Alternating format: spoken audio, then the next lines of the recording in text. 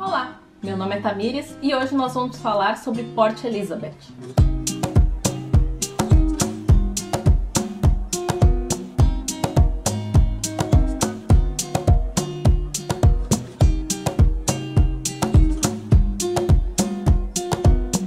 Nós fomos para Port Elizabeth de avião partindo de Joanesburgo e a gente utilizou a cidade como ponto de partida para fazer a Rota Jardim. Ela pode ser lembrada por alguns como a cidade onde o Brasil foi eliminado da Copa de 2010. Ela não é uma cidade muito grande, então a gente tirou um dia na cidade e foi bem suficiente para conhecer os principais pontos turísticos. A gente estava na cidade numa segunda-feira e ainda meio nublada, um pouquinho chuvosa na parte da manhã, então a maioria dos locais onde a gente visitou tinha muito pouca gente e muito pouco turista.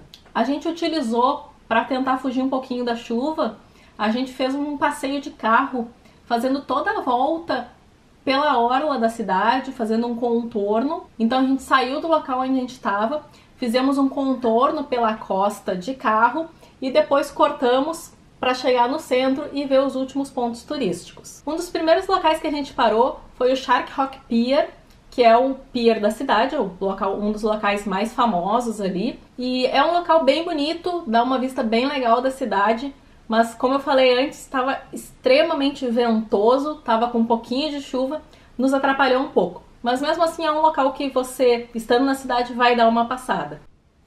O segundo local que nós fomos foi o SUNHEC, que é a sigla para Centro Sul-Africano de Educação e Reabilitação Marinha. Ali eles têm um tour guiado, tu paga uma taxinha bem pequena para entrar, que é uma taxa que é revertida para reabilitação marinha dos animais, e tem uma pessoa que te acompanha fazendo um pequeno tour e explicando como é que funciona o centro, como é que ele surgiu e a história da vida marinha, principalmente dos pinguins ali na região. O local ele é pequeno, gasta um pouquinho só de tempo para conhecer e dá para ver os pinguins bem de pertinho. Quando a gente foi, era o momento que eles estavam sendo alimentados, então a gente ficou ali observando as voluntárias alimentarem os pinguins. E fora isso, tem uma pequena sala onde tem alguns animais empalhados para conseguir estudar um pouco mais sobre esses animais, sobre a vida marinha e conhecer algumas curiosidades. É um local pequeno, mas eu acho que é um local que vale a visitação, porque é um local bem interessante, principalmente para quem gosta de pinguins, que eu acho bem bonitinhos. Em Port Elizabeth eu tive a primeira experiência dirigindo na mão inglesa, que eu ainda não tinha tentado pegar a direção quando a gente estava ali na região do Kruger, porque ela é bem mais movimentada, mas ali sendo uma costa com bem menos movimento, aproveitei para me divertir um pouquinho. A gente estava com carro automático, que é o que eu recomendo para quem não tem experiência dirigindo na mão inglesa. E é bem tranquilo. Nessa costa que a gente passou de carro, tem vários pontos onde tu pode parar o carro e conhecer um pouquinho mais, tirar umas fotos. Então vale a pena ir com tempo para ir parando nos locais que parecerem bonitos, porque a costa ela é realmente muito bonita.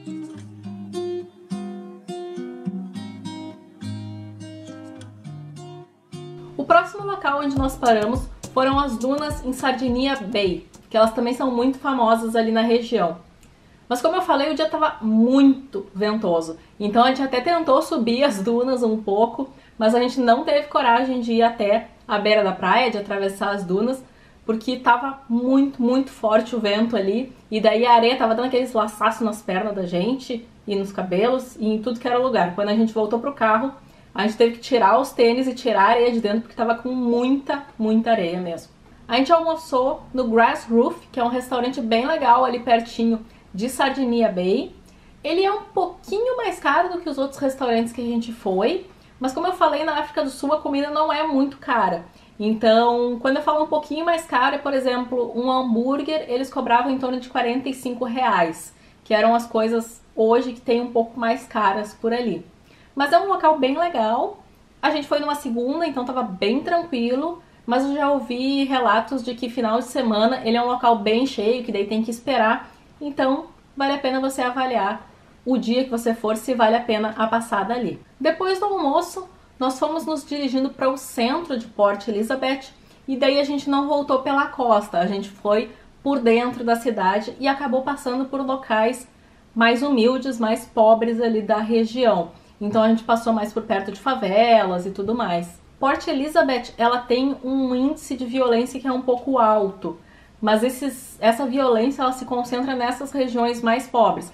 Claro que a gente não passou por nenhuma região perigosa, a gente não entrou dentro de nenhum local perigoso, mas é só para ressaltar, aquela parte mais turística da cidade costuma ser bem tranquila, mas os índices de violência da cidade são muito por conta dessas regiões de periferia.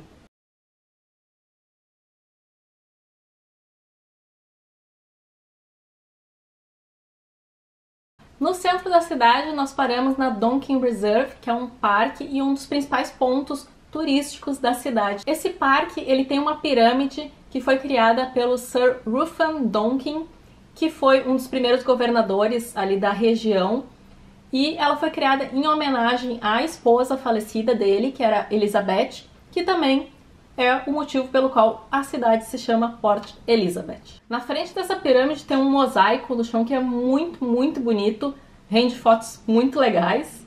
E toda aquela região ali dessa praça, ela tem várias manifestações artísticas. Então é um bom local para ficar conhecendo, para dar uma passeada.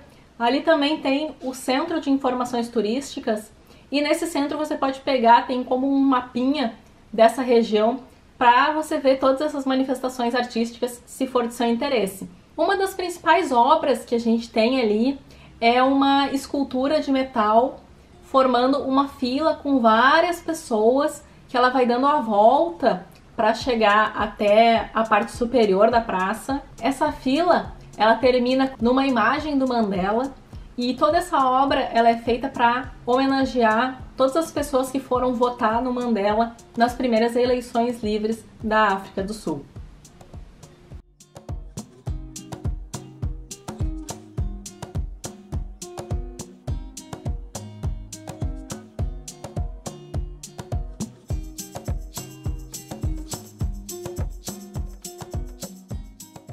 Nós passeamos um pouco de carro ali pelo centro da cidade.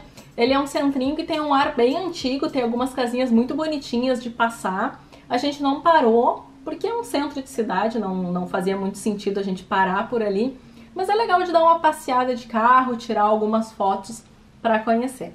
Depois nós fomos para o Sun Boardwalk, que ele fica pertinho ali do Shark Rock Pier.